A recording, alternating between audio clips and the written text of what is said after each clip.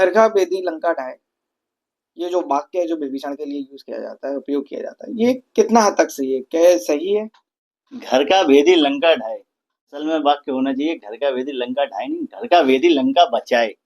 जो घर का भेदी है उसने भेद दिया, भेद देने के साथ साथ उसने उन चीजों का भेद दिया जो लंका में गलत है, जिनका सुधार होना चाहिए। उसे पता है कि उसका जो भाई है वो कितना प्रतापी है, वो लंका का राजा बनने कितने योग्य है, सब पता है। लेकिन साथ में उसे ये भी पता है कि भाई धीरे धीरे अपने पद से विमुख होता जा रहा है। विभीषण जी को अगर हम देखें तो विभीषण जी ये देख पाए कि उनके जो भाई हैं वो देश हित में काम करते करते कब देश का अनहित करने लगे, कब देश को गर्द में ले जाने लगे।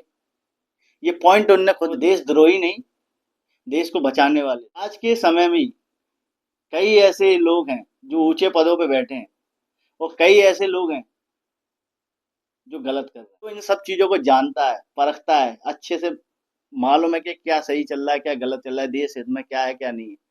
वो खामोश बैठा है। उसे तो विभीषण से सीखना चाहिए कि हमें देश हित में अगर कोई कार्य है तो हम विरोध भी करें अपने राजा का तो वो भी सही है, गलत नहीं। राजा गलत चल रहा हो तो उसका विरोध करना उचित होता है, वो देशद्रोह नहीं होता। अगर विभीषण रावण का वध नहीं करवाते, विभीषण उन आताताइयों का वध नहीं कराते जो सिर्फ रावण को प्रिय वचन बोलते थे, ना कि सत्य बोलते थे, तो विभीषण लंका को आगे चल के वो सुख नहीं प्रदान कर पाते जो रावण के रहते शायद असंभव सा होता जा रहा था। नहीं, उसने अपनी प्रजा के लिए बढ़ चढ़कर कुछ ना कुछ करने की कोशिश की, लेकिन एक टाइम ऐसा भी आ गया कि जब वो अपने पद से विमुख हो गया, उसका चरित्र भी डाउन हो गया और वो उस चीज में इतना अंधा हो गया कि वो भूल गया कि उसका सही दायित्व क्या था, प्रजा पालन। उसका सही दायित्व क्या था, अपने देश का हित।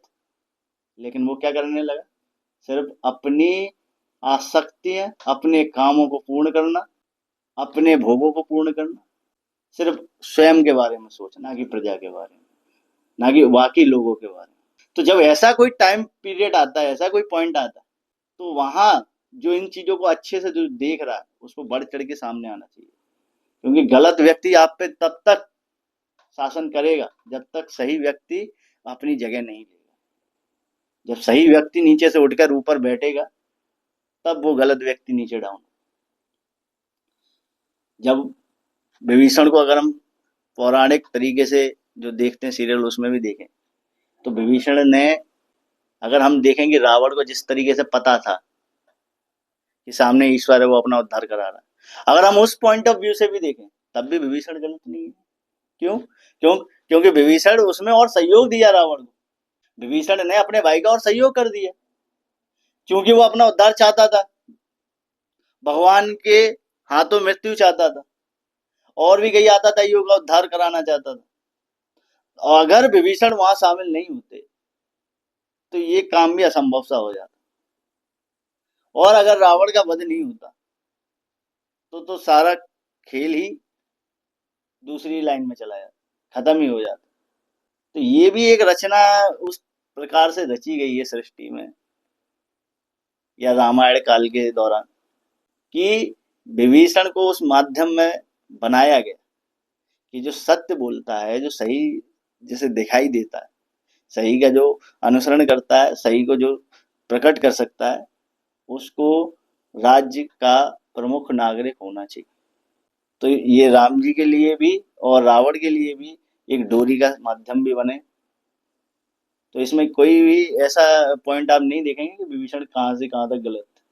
इवन उन्हें यही चीज के लिए ही बोला भी गया, या कहें हम कि उनको जो सदाचारी प्रवृत्तियां दी गई थी वो इसीलिए दी गई थी कि वो भगवान को उचित मूल्य से समझे, ना केवल समझे बल्कि उनके साथ में हो और साथ ही साथ वो अपने भाइयों का, अपने प्रियजनों का उद्धार भी कराएं और जो राज्य है आने वाला उस राज्य का भी सही तरीके से निर्वाह कर सके। तो इस प्रकार से हम ये देख सकते हैं कि घर का भेदी लंका ढाए नहीं, घर का भेदी लंका बचाए।